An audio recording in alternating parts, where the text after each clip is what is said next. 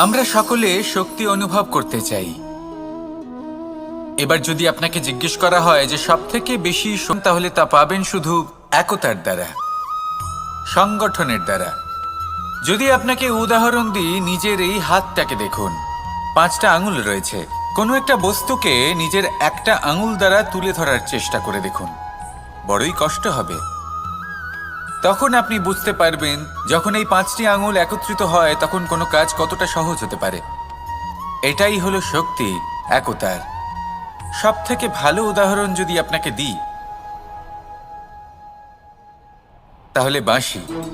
এই বাঁশি থেকে অত্যন্ত মধুর সুর নির্গত হয় যা সবার মন প্রসন্ন করে দেয়। এই কথা সত্যি, কিন্তু এই বাঁশি আমি একটা বা দুটো আঙুল দিয়ে বাজাতে পারবো না। আমাকে প্রত্যেকটা আঙুল ব্যবহার করতেই হবে, তবেই এর থেকে মধুর সুর নির্গত হবে যা সকলকে প্রসন্ন করবে, ঠিক কি না? ঠিক এইভাবেই যদি আপনি চান যে আপনার জীবনরূপী বাঁশি থেকেও মধুর সুর নির্গত হোক বা সবার মনকে প্রসন্ন করে তুলুক, তাহলে আপনাকেও জীবনে একতা নিয়ে আসতেই হবে। আপনি একাও কর্ম করতে পারেন, পথ চলতেও পারেন, সামনেও এগোতে পারেন, সাফল্যও লাভ করতে পারেন। কিন্তু যখন সকলে একসাথে এগোবেন, সেই পথে চলবেন, সেই কর্মই করবেন, তখন লক্ষ্যে অবশ্যই পৌঁছবেন, সাফল্য অবশ্যই লাভ করবেন। কিন্তু সেই সাফল্য এবং তার আনন্দর সংমিশ্রণটাই একটু অন্যরকম হবে। তাই জীবনে ঐক্যবদ্ধ হন, একসাথে মিলে এগোতে থাকুন, আর আমার সাথে ভালোবেসে বলুন, রাধা রাধা। আমাদের শরীর প্রকৃতির সর্বশ্রেষ্ঠ রচনা। যে অঙ্গ প্রত্যঙ্গ আমরা লাভ করেছি, প্রত্যেকটির মধ্যে একটি নিজস্ব বার্তা রয়েছে। একটু ভেবে দেখুন, দুটি চোখ দিয়েছে দেখার জন্য, দুটি কান দিয়েছে শোনার জন্য, নাসিকাও আছে দুটি, দুটি হাত দিয়েছে দ্বিগুণ পরিশ্রম করার জন্য। কিন্তু জীব শুধুমাত্র একটি, তার উপরেও তীক্ষ্ণ বলিষ্ঠ দাঁত দিয়েছে তার রক্ষার জন্য। কখনো ভেবে দেখেছেন কেন?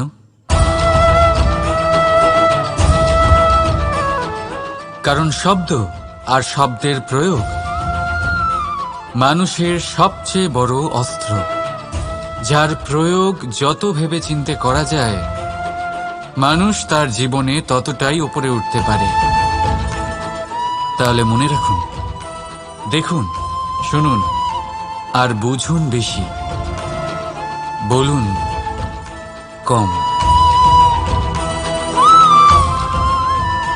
রাধা। ওকে দেখে লোকে বলে যে ওর ভবিষ্যৎ সেটাই হতে পারে, অনুমান করে ফেলেন। আর এই রাজাকে দেখুন, উনি তো কত সুখী হবেন, উনি তো জগতের সব থেকে অধিক সুখী মানুষ। কত সুখ সুবিধা আছে ওনার কাছে, ধারণা করে ফেলেন। তবে সত্য তো এটাই যে কারোর ব্যক্তিত্বের বিষয়ে, তাদের ভবিষ্যতের বিষয়ে আপনি পূর্ণ সত্য কখনোই বলতে পারবেন না, শুধু অনুমান করতে পারবেন। আর এই অনুমান করে সত্যি কোনো লাভ হয় না, কারণ এই কাল সেটা হলো অত্যন্ত শক্তিশালী। কালো থেকে কালোতর কয়লাকেও হিরেতে পরিণত করতে পারে, অনেক বড় বড় রাজাকেও বিদূষক বানিয়ে ফেলতে পারে এক মুহূর্তেই। তাহলে আপনি অনুমান করে কি লাভ? কি পেলেন অনুমান করে? সেই জন্য কারোর বিষয়ে কোনো অনুমান করবেন না, তার ভবিষ্যতের বিষয়ে অনুমান করতে যাবেন না, কারোর বিষয়ে কোনো ধারণা করে নেবেন না। কিছু করতে হলে ভালোবাসুন, সবার মধ্যে ভালোবাসা ছড়ান, সবার মধ্যে ধন্যাত্মক ভাব ছড়ান। এই মন প্রসন্ন হয়ে বলবে, রাধা রাধা। কেউ বলে জীবন খুব ক্ষণস্থায়ী, কেউ বলে জীবন হলো একটা সুন্দর স্বপ্নের মতো, আবার কেউ বলবে জীবন হলো এক কঠোর সত্য। এই সংসারে আপনি কি নিয়ে তুলনা করবেন, যেখানে সূর্যদেব চন্দ্রমা দুজনেই আছেন, দুজনেই হলেন বিশেষ, দুজনেই নিজ নিজ সময়ে উদিত হন। এদের মধ্যে একজন না থাকলে তাহলে আমাদের জীবন কঠিন হয়ে পড়বে। ঠিক সেইভাবেই আপনি যদি একটা বড় রেখা অঙ্কন করেন, তাহলে অন্য রেখাটি ছোট হয়ে পড়ে না, সে তেমনই থাকে যেমনটা সে ছিল। আপনার অস্তিত্ব কখনো ছোট বা বড় হতে পারে না, শুধু তুলনা করার জন্য আপনার এটা মনে হতে পারে যদি আপনি যুদ্ধ করতে চান আপনার তলোয়ারের প্রয়োজন পড়বে। যদি বস্ত্র তৈরি করতে চান এত বড় তলোয়ার দিয়ে কিছুই হবে না, তখন প্রয়োজন পড়বে একটা ছোট্ট সূচের। তাই তুলনা করবেন না, না নিজেকে ছোট মনে করবেন না অন্য কাউকে। সবার সাথে সহযোগিতা করুন, আর যদি তুলনা করতেই হয় নিজের সাথে করুন, যে কাল আমি কেমন ব্যক্তি ছিলাম, আজ কি তার থেকে শ্রেষ্ঠ হয়ে উঠতে পেরেছি। ভেবে দেখুন ভবিষ্যতে গিয়ে আপনি কতটা শ্রেষ্ঠ ব্যক্তি হতে পারেন। আসুন আমার সাথে ভালোবেসে বলুন রাধা রাধা। এই সংসারের সব থেকে গুরুত্বপূর্ণ তত্ত্ব কোনটা? প্রথম হলো সময়। জন্ম থেকে মৃত্যু পর্যন্ত এই যে সময়, এটাই তো হলো জীবন। দ্বিতীয় হলো জীবন, যাতে আমরা সময়ের সদ্ব্যবহার করি, শ্রেষ্ঠ থেকে শ্রেষ্ঠতর কাজ করার চেষ্টা করি। বহু বছরের এই পরম্পরা, এই সংস্কৃতিকে এগিয়ে নিয়ে যাওয়ার চেষ্টা করি। এই সংসারে আমরা অংশগ্রহণ করতে চেষ্টা করি। তৃতীয় হলো ধন, সেই ধন যা প্রত্যেক ব্যক্তি অর্জন করতে চেষ্টা করেন। এবার এই তিনটি তত্ত্বের মধ্যে একটা সামঞ্জস্য আছে, সমান ব্যাপার আছে। সে ধনই হোক বা সময় হোক বা হোক জীবন। আর সেই সমান ব্যাপার হলো যে যদি আপনি এটা গণনা করতে থাকেন তাহলে তা কমতে থাকে, যদি আপনি এটা ব্যবহার করেন তাহলে তা বাড়তে থাকে। একে সংগঠিত করে রাখতে চেষ্টা করলে এ হাত থেকে ফসকে যায়, কিন্তু যদি আপনি একে সামলে রাখতে শিখে যান তাহলে এমন কাজ করবেন যাতে সংসারের সাথে সাথে পরবর্তী প্রজন্ম লাভবান হবে। যদি কিছু শিখতে চান তাহলে সামলাতে শিখুন, গণনা করা বা সংগঠিত করা নয়। আসুন আর আমার সাথে ভালোবেসে বলুন রাধা রাধা। এই সংসারে সাফল্য লাভ করার জন্য জ্ঞানের প্রয়োজন হয়, পরিশ্রমের প্রয়োজন হয়, দৃঢ় নিষ্ঠার প্রয়োজন হয়, নিরন্তর চেষ্টা করা প্রয়োজনীয়। কিন্তু আরও কিছু আছে যা অত্যন্ত প্রয়োজনীয় এবং গুরুত্বপূর্ণ। তা হলো ভালো বন্ধু। তাদের থাকা অত্যন্ত প্রয়োজনীয়। যদি ভালো বন্ধু থাকে তাহলে সময় এলে তারা ঢাল হয়ে আপনাকে সুরক্ষা করবেন। সময় এলে অস্ত্রের মতো শত্রুকে সংহারও করবেন। যদি তিনি জ্ঞানী হন, তাদের মধ্যে সদ্গুণ থাকে, তাহলে এই সব গুণ আপনার মধ্যেও প্রবেশ করবে। তাহলে সাফল্যের জন্য ভালো বন্ধু পাওয়া অত্যন্ত প্রয়োজনীয়। কিন্তু শুধু বন্ধু কেন, ভালো শত্রুও থাকা প্রয়োজনীয়। এবার আপনি ভাববেন, আমি কি বললাম? যদি আপনার জীবনেও ভালো অর্থাৎ শক্তিশালী শত্রু থাকে তাহলে আপনিও শক্তিশালী হতে থাকবেন। এই শত্রু আপনাকে প্রেরিত করবে আরও বেশি শক্তিশালী হয়ে ওঠার। কখনো কোনো হরিণকে দেখুন, তীব্র গতিতে দৌড়তে থাকে। কেন তীব্র গতিতে দৌড়য়? এই কারণে নয় যে কোথাও তার জন্য মধুর ঘাস অপেক্ষা করে রয়েছে, না। সে এই কারণে তীব্র গতিতে দৌড়য় কারণ সেটা না করলে তার পেছনে একটি সিংহ আছে যে ওকে নিজের ভোজন করে ফেলবে। তাই জীবনে বিপদ, সংকট, এই সব কিছুও হলো অত্যন্ত গুরুত্বপূর্ণ। তার সম্মুখীন হতে শিখুন আর আমার সাথে ভালোবেসে বলুন রাধা রাধা। পুরুষার্থ। শাস্ত্রে 4 ধরনের পুরুষার্থের কথা বলা হয়েছে। প্রথম হলো ধর্ম। আপনি কি জানেন এই ধর্ম আসলে কি? আপনার কি মনে হয় ধর্ম আসলে কি? কোনো বিশেষ পেলে এই বৃক্ষগুলি শুকিয়ে যায়। প্রয়োজনের থেকে কম রোদ পেলেও এই বৃক্ষ কিন্তু শুকিয়ে যায়। প্রয়োজনের থেকে কম জল যদি পায় এই বৃক্ষ শুকিয়ে যেতে পারে। প্রয়োজনের থেকে অতিরিক্ত জল যদি পায় তখনও এই বৃক্ষের শিকড়গুলি নষ্ট হয়ে যেতে পারে। এবার এটাই কিন্তু আমাদের সংসারের সাথেও হয়। আমাদের সংসারের সকল প্রতিভাশালী ব্যক্তি, যেমন লেখক, বিচারক, প্রবক্তা, যোদ্ধা, এদের সবার ক্ষেত্রে এই কথাটাই প্রযোজ্য। যদি বেশি প্রশংসা করা হয় তাহলেও এরা হারিয়ে যাবেন। প্রয়োজনের থেকে বেশি যদি নিন্দা করা হয় তখনও তারা নত হয়ে পড়বেন। তাহলে আজ আমি এদের একটা ছোট্ট কাহিনী শোনাবো, নিজেদেরও। এটা কোনো মনে রাখবেন, একটা দুজন বোন যাতাকলে গম পেশাই করছিলেন। জেনে রাখুন কখন কোন নিন্দায় আপনি লজ্জিত হবেন না, তিনি সময় সময় সেখান থেকে ছোট ছোট দানা তুলে নিজের মধ্যে বিষয়টা জাগ্রত করবেন করছিলেন। এবার দেখতে দেখতে গম পেশাই সমাপ্ত হয়ে বলবে, এবার পেশাই করা গম নিয়ে সেই দুজন বোন বাড়ি ফিরে আসছিলেন এবং তাদের ফেরার পথে হঠাৎ করে কোথাও থেকে একটি বাছুর চলে এলো। এই দুই বোন ভয়ভীত হয়ে গেলেন আর তাদের হাত থেকে সেই আটা পড়ে গেল, মাটিতে মিশে গেল। এবার এই পুরো ঘটনাক্রমে যদি কারোর বিন্দুমাত্র লাভ হয়ে থাকে, বিন্দুমাত্র আনন্দ পেয়ে থাকে, তাহলে সে কে? সেই ছোট বোন, যিনি মাঝে মাঝেই গমের দানা তুলছিলেন এবং খাচ্ছিলেন। কিছুটা হলেও উনি আনন্দ লাভ করেছিলেন। এবার এরকমই হলো আমাদের জীবনে ভক্তি এবং ভালোবাসা সংক্রান্ত বিষয়। মানুষ নিজের জীবনের দৈনিক কাজে এতটাই ব্যস্ত হয়ে পড়েন, প্রত্যেক দিন শুধু কাজ কাজ কাজ কাজ করতে থাকেন, আর তাতে ভক্তি এবং ভালোবাসার জন্য সময় বার করতেই পারেন না। দেখুন, জীবনে ভক্তি আর প্রেমের এই যে ছোট ছোট মুহূর্ত আছে, এগুলো যদি আপনি যাপন করতে পারেন তাহলে তাতেই আপনি তৃপ্তি লাভ করবেন। বাকি সবই আপনার ব্যর্থ বলেই মনে হবে। জীবনে যখনই আপনি কোনো কাজ করবেন, ঈশ্বরের প্রতি সমর্পিত হয়ে সেই কাজ করুন। আর যখনই সময় পাবেন, তাহলে সেই সময় নিজের আপনজনদের দিন, যাদের আপনি ভালোবাসেন, তাদের প্রতি যত্নবান হন, তাদের শুভাকাঙ্ক্ষী হন। এই প্রেম আর ভক্তির ছোট ছোট মুহূর্তগুলো আপনার জীবনকে চরিতার্থ করে তুলবে। আসুন আমার সাথে ভালোবেসে বলুন, রাধা রাধা। আমরা সবাই সূর্যকে সম্মান করি, ওনাকে শ্রদ্ধা করি, ওনাকে পুজো করি। এই সূর্য আমাদের শক্তি প্রদান করি। কেন কেন করি?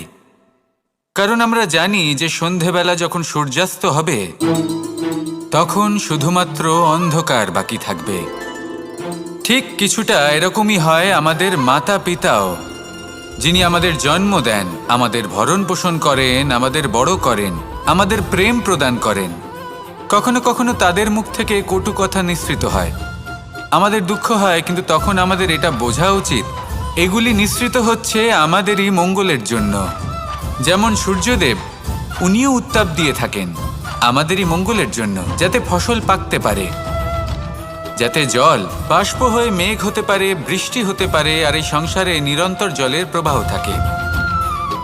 আমাদের মাতা পিতা, তাদের কঠোর আচরণ, তাদের কঠোর অনুশাসনের পেছনে লুকিয়ে থাকে ওনাদের ভালোবাসা। আমাদের তা বুঝতে হবে, সসম্মানে ওনাদের গ্রহণ করতে হবে।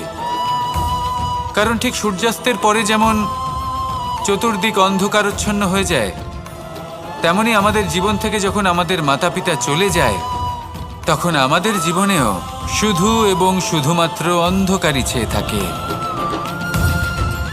সেই জন্য নিজের মাতা পিতাকে সম্মান করুন, ওনাদের ভালোবাসা প্রদান করুন। এই মন আর এই জীবন প্রসন্ন হয়ে বলবে, রাধা রাধা। শিশিরের বিন্দু পাতার ওপর পড়ে আর তার গায়ে লেগে থাকে। পাতা তাকে শুষে নিতে পারে না, আর শেষ পর্যন্ত সে ঝরে পড়ে যায়। অন্যদিকে রয়েছে মেঘ এবং চাতক। এদের মধ্যে অনেক দূরত্ব থাকে। মেঘ থাকে আকাশে আর চাতক থাকে ধরিত্রীতে। কিন্তু যখন এই মেঘ থেকে বৃষ্টি ঝরে পড়ে, এই চাতক কিন্তু সেই জলই পান করে, নয়তো সে তৃষ্ণার্ত থেকে যায়। এবার অন্যদিকে দেখলাম শিশির বিন্দু আর পাতার এই সম্পর্ক। এরা খুব কাছাকাছি থাকে, ঘনিষ্ঠও থাকে। অন্যদিকে রয়েছে মেঘ এবং চাতকের সম্পর্ক, যাদের মধ্যে অনেক দূরত্ব থাকা সত্ত্বেও তারা খুব ঘনিষ্ঠ, তাই না?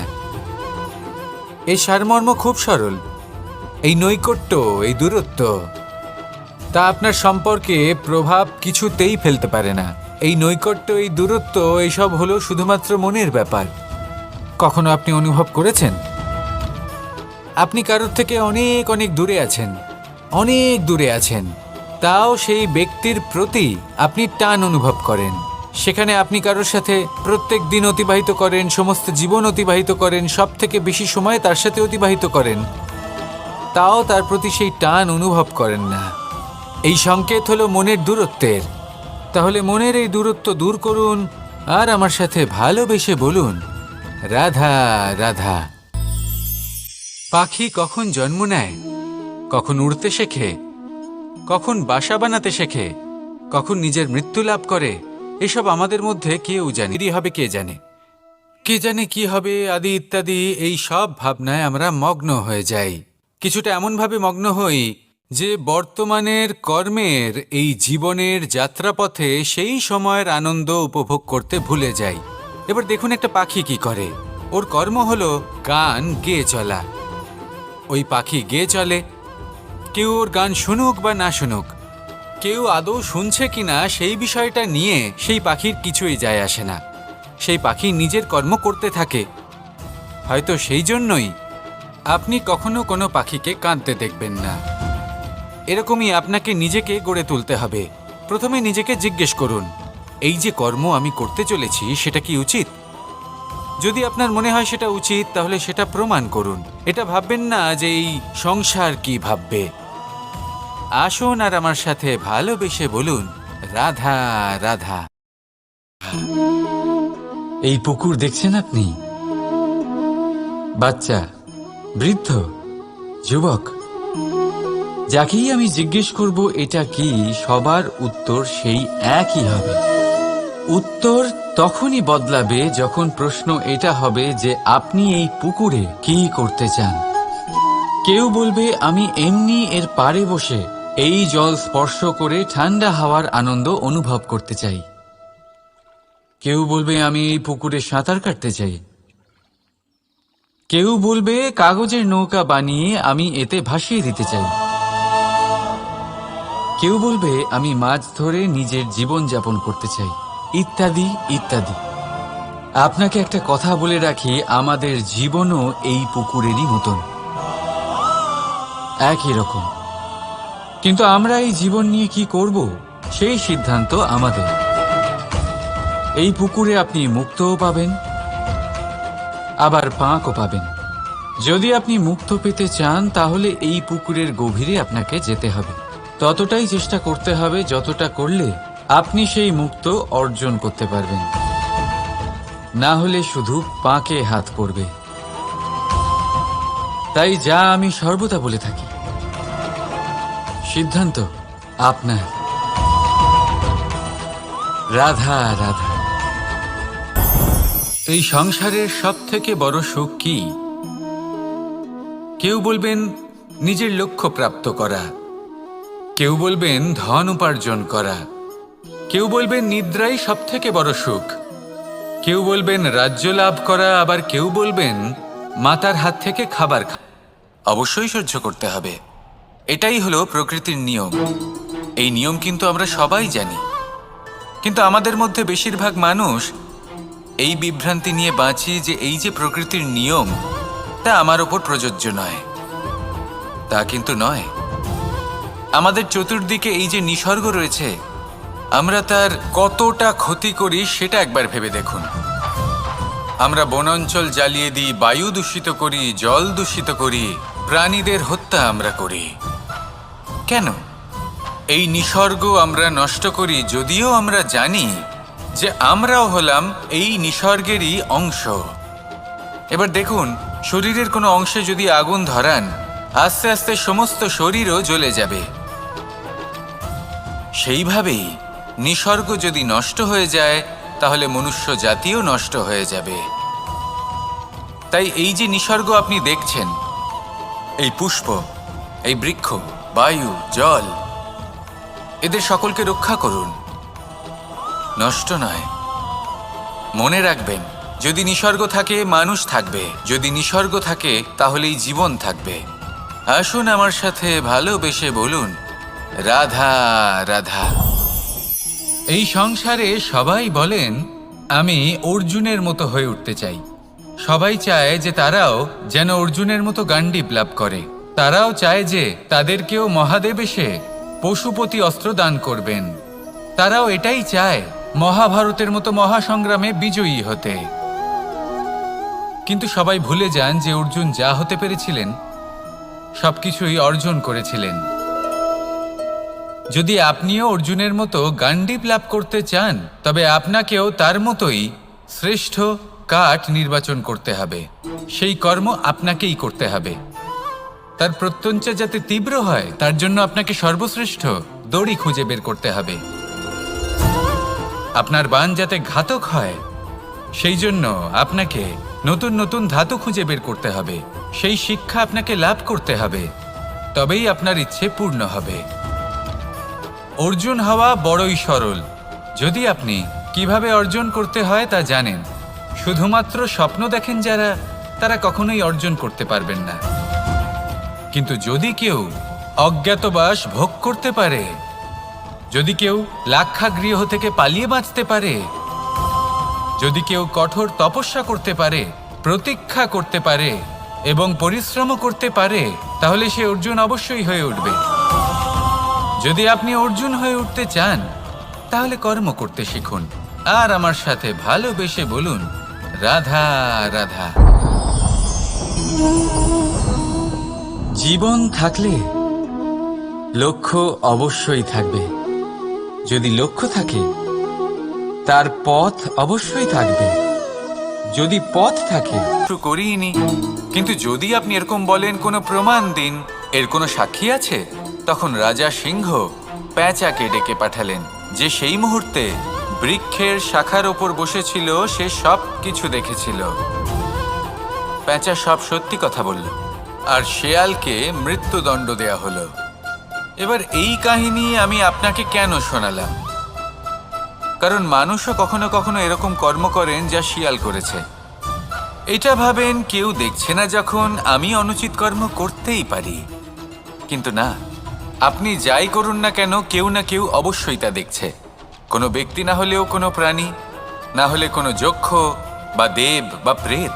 যদি এনারা কেউ না দেখেন, তাহলে ধরিত্রী মাতা দেখেন, যেখানে দাঁড়িয়ে আপনি সেই কর্ম করছেন, তাই না? তাই একটা কথা সবসময় মনে রাখবেন, কে দেখছেন কে দেখছেন না সেই বিষয়ে ভাবা ছেড়ে দিন। এটা খুব সহজ কথা। আপনি যদি উচিত কর্ম করেন উচিত ফল পাবেন, যদি অনুচিত কর্ম করেন তাহলে আপনি অনুচিত ফল অবশ্যই পাবেন। সেই জন্য উচিত পথে চলতে থাকুন, উচিত কর্ম করতে থাকুন আর আমার সাথে ভালোবেসে বলুন, রাধা রাধা। আপনি কখনো কোনো বাজকে নিজের বাসা বানাতে দেখেছেন? এই বাজ যখনই কোনো বাসা বানায় তখন উঁচু গাছের ডালে বা কোনো পর্বতের শিখরে বেশন করে। কিন্তু যেই সেই সন্তানেরা হৃষ্টপুষ্ট হয়ে যায় এবং সেই কথা বাজ নিজে বুঝতে পেরে যায়, সেই বাজ নিজেই সেই বাসা ছিন্ন ভিন্ন করে দেয়। সেই সন্তান যাদের সবেমাত্র ডানা গজিয়েছে, কিভাবে উঠতে হয় তারা জানে না, সেই সন্তানগুলিকে উচ্চতা থেকে ঠেলে দেয়। সেই সন্তান প্রথমে ভয়ভীত হয়ে যায়। তারা সামনে মৃত্যুকে দেখতে পেয়ে ভয়ের কারণে তাদের ডানা ঝাপটাতে থাকে, আর সেই প্রক্রিয়াতেই সেই সন্তানগুলি উড়তে শুরু করে দেয়। এবার এই ঘটনায় আমরা কি শিক্ষা পেতে পারি? এটাই, যদি আপনি মাতা পিতা হন তাহলে নিজের সন্তানকে অবশ্যই স্নেহ করুন, কিন্তু তাদেরকে নিজের আঁচলের তলায় বেঁধে রাখবেন না। যদি আপনি চান আপনার সন্তান জীবনে উন্নতি করুক, তাহলে নিজের মুঠো থেকে তাদের স্বতন্ত্র করে দিন। এই সংসারে সংঘর্ষ করতে দিন। সেই সন্তান নিজেই বুঝতে পারবে যে জন্মের সময় পাওয়া ডানা কি করে ব্যবহার করতে হয়। আর আপনার চোখের সামনে আপনার সন্তান এই আকাশে উড়তে থাকবে। তাহলে আসুন আমার সাথে ভালোবেসে বলুন, রাধা রাধা। সংসারে সবচেয়ে পবিত্র মানা হয় গঙ্গা জলকে। কখনো ভেবে দেখেছেন কেন? কারণ গঙ্গা জলের আবির্ভাব অত্যন্ত শুদ্ধ হয়, তার জন্ম শুদ্ধ হয়, যেখান থেকে তার শুরু সেটাই শুদ্ধ হয়। আর শুরুটা শুদ্ধ হওয়া অত্যন্ত আবশ্যক। আমাদের জীবনে সবই শুরু হয় আমাদের ভাবনা থেকে। নিজের ভাবনাকে শুদ্ধ রাখুন, কারণ এই ভাবনা থেকেই আবির্ভাব হয় শব্দের। আপনার শব্দসারে এই জীবনে নিজের ভাবনা শুভ রাখলে, শুদ্ধ করলে, আপনার মন সুপ্রসন্ন হয়ে বলবে, রাধা রাধা। মানুষ জন্মগ্রহণ করে, তার সাথে ভয়েরও জন্ম হয়। ছোটবেলা থেকেই আমাদের মনে কোনো না কোনো প্রকারের ভয় থেকেই যায়। কেউ এই বিষয়ে ভয় পায় যে তার কোনো বস্তু তার থেকে দূরে চলে যাবে। কেউ এই বিষয়ে ভয় পায় যে আমি নিজেকে হারিয়ে ফেলব। কেউ এই ভেবে ভয় পায় যে আমার প্রিয়জনেরা তারা যেন আমার থেকে দূরে না চলে যায়। কেউ এই ভেবে ভয় পায় যে আমরা যেন পথ না হারিয়ে ফেলি, আদি ইত্যাদি। কিন্তু সত্যি কথা বলতে ভেবে দেখুন, এই ভয় বাস্তবে কি? শুধুই একটা মনস্থিতি, আর কিছুই নয়। যা কিছু আপনি জীবনে পেয়েছেন তা একদিন আপনাকে হারাতে হবে। এই জীবন হলো আপনারই, কিন্তু তাও একদিন সমাপ্ত হবে। তাই ভয় পেয়ে কি লাভ? এই ভয় শুধু আপনাকে জীবনযাপন করা থেকে বাধা দিচ্ছে, আর কিচ্ছু নয়।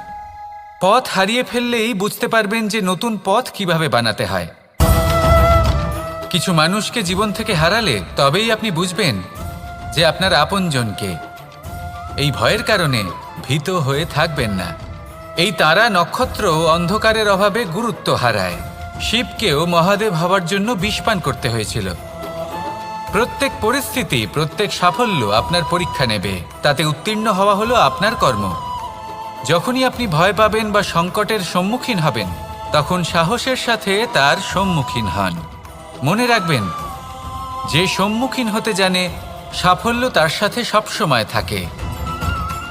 আসুন আর আমার সাথে ভালোবেসে বলুন, রাধা রাধা। আমাদের হাতটা দেখুন, এই হাতে পাতে বিভ্রান্তির সৃষ্টি করত। এবার এরকমই কিছু আমাদের সংসারেও হয়।